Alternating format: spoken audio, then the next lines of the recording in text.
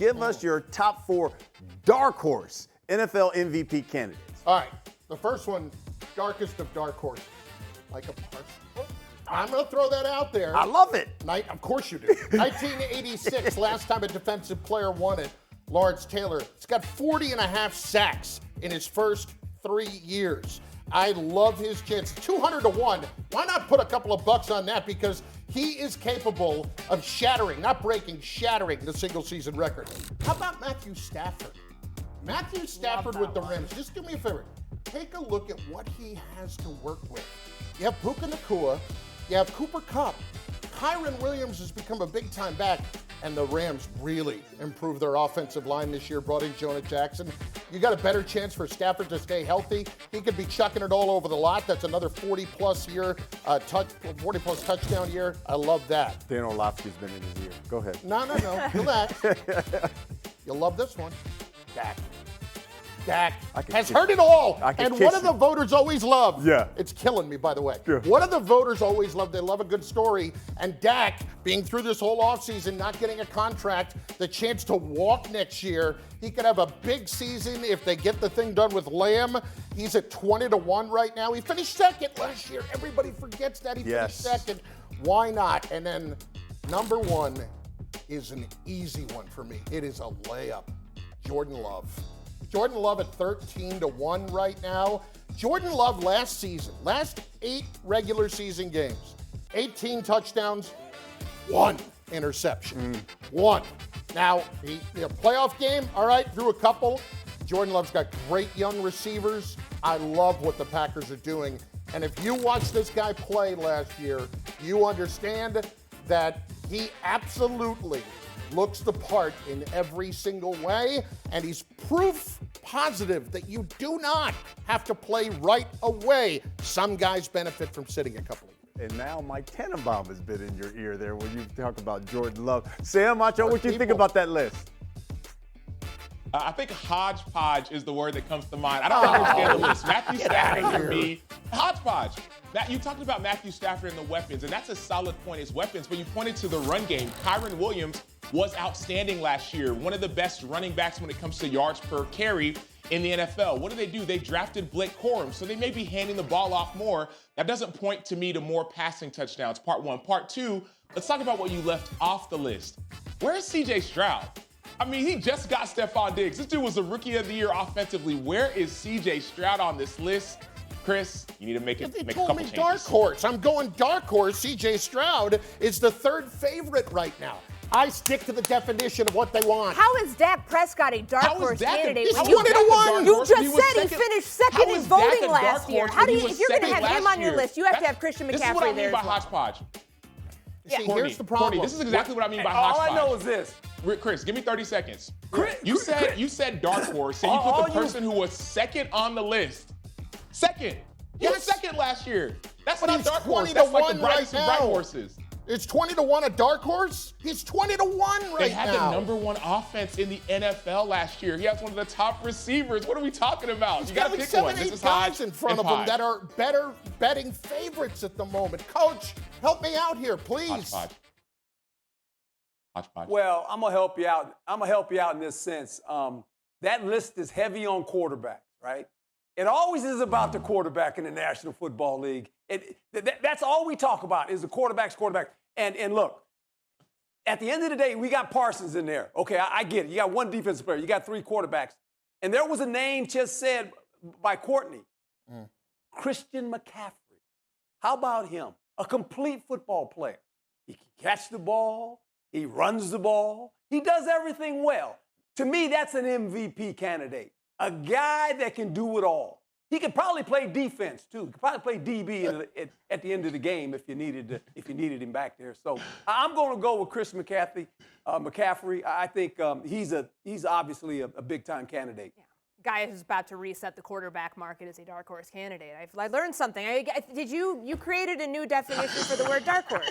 No, that's what I learned go today. by what the odds say. Would you say that somebody is 20-1 is a dark horse? It's also July, Chris. I understand. By the time is that going to change in week 2? Dak Prescott is an MVP candidate. I write our MVP file for ESPN.com since 2019. The guy has been an MVP candidate for the last 5 years. It's funny you wouldn't tell watching any of the shows here. The way they on kill my him. radio show, and trust me, Courtney, Yes. it's killing me to say anything nice about the Cowboys. Courtney, and I got 2 of them on the top 4 on the list. Just say hodgepodge. Just say hodgepodge, and we'll be done with it. Hodgepodge. That's all. Do you agree with Malik Hooker and the Cowboys how they should prioritize and CeeDee Lamb starting first? I do. I 100% agree with Malik Hooker for a couple reasons, and more than just the fact that he actually is on the team, he knows the chemistry and the dynamics. I look at the statistics. Look at what CeeDee Lamb was able to do statistically for the Cowboys and across the league. Over 1,700 receiving yards, second in the league, 1,749, I believe. 12 touchdowns, third in the league. Without CeeDee Lamb, there would be relatively no passing offense for the Cowboys. Jake Ferguson was their second leading receiver, a tight end. And you got Michael Gallup's not on the team anymore. You got Tolbert there as well. Brandon Cooks. There aren't that many weapons. And so if I'm Dallas and I'm looking at what Justin Jefferson just got, and statistically, CeeDee Lamb's right up there with Justin Jefferson, with Jamar Chase. I mean, it's pretty much those 3. Tyreek Hill as well. You have to prioritize paying him because if he walks, if he holds out, if he doesn't play, where is your offense? It's not in the running game. It's not really in the tight end room per se. So you have to get CeeDee done. You have to get him done early. I would say get him done now. It is interesting because CeeDee Lamb had the most yards after catch last season out of any wide receiver. Coach, I guess the question for you is, did you like what Malik Hooker said? Because you always hear players say, A, don't talk about my money, and B, prioritizing them. Basically, you can say, hey, look, he needs to get paid, but then putting them in order of who needs to get paid, that's when guys' feelings get hurt. Well, first of all, this is a world of social media, and every player has his own platform in today's world. I've always told guys, you know what, when it comes to contracts and people's money, stay out of their business.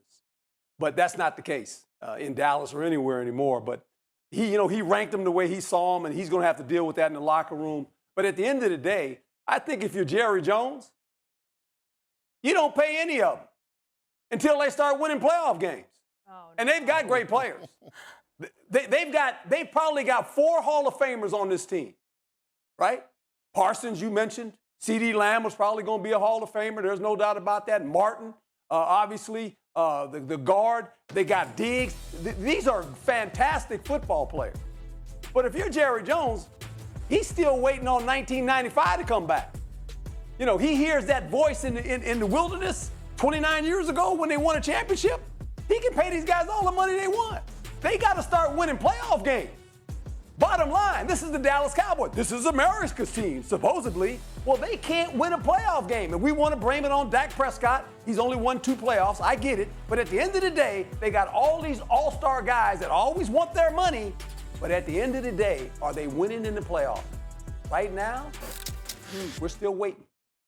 Courtney? Coach, you know the old adage, yesterday's price is not today's price. If they keep waiting on CeeDee Lamb, on Dak Prescott, and even down the line when they do get to Micah Parsons, they're not going to be able to pay any of them. So come hell or high water, they've got to get something done. And I'm just miffed by the fact that the day Justin Jefferson signed his contract extension with the Minnesota Vikings, that 2 minutes later, there wasn't something done for CeeDee Lamb. Go ahead and sign the figure, $32 million a year, just a step below Justin Jefferson, for someone who consistently creates within this offense. Like, I worry about a couple things here. He missed all of the offseason, so the voluntary portion and the mandatory portion of minicamp, which cost him about $107,000, which again, yeah, if he gets paid, that will feel like potential chump change. But you're worrying about the chemistry. You're worrying about the injuries. Yeah, maybe that gave you a chance to get a look at who your number 3 wide receiver is going to be in this offense.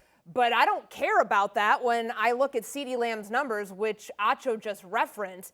1,700 receiving yards last year, 12 touchdowns. He is the offense. So you run the risk of alienating your star wide receiver if you don't get this deal done sooner rather than later, having this holdout extend all the way into training camp is not the way that you should be doing business. I know that the Dallas Cowboys like to at least give off the semblance that they can dictate players' market value instead of just paying the obvious price there. But I think that you do Lamb first, so I agree with Malik Hooker in that sentiment. And then you can worry about Dak Prescott. And if I'm Dak, I rake them over the coals. I make them wait. If they've made me wait up until this point, I go out into this year knowing that I'm going to be good one way or the other. You don't see too many franchise quarterbacks for the Dallas Cowboys ending up playing somewhere else. He will eventually get paid. He will reset the market. And the longer that the Cowboys want to wait this thing out, the more expensive he gets. Here's the problem. I mean, where do we put? Go ahead, Coach.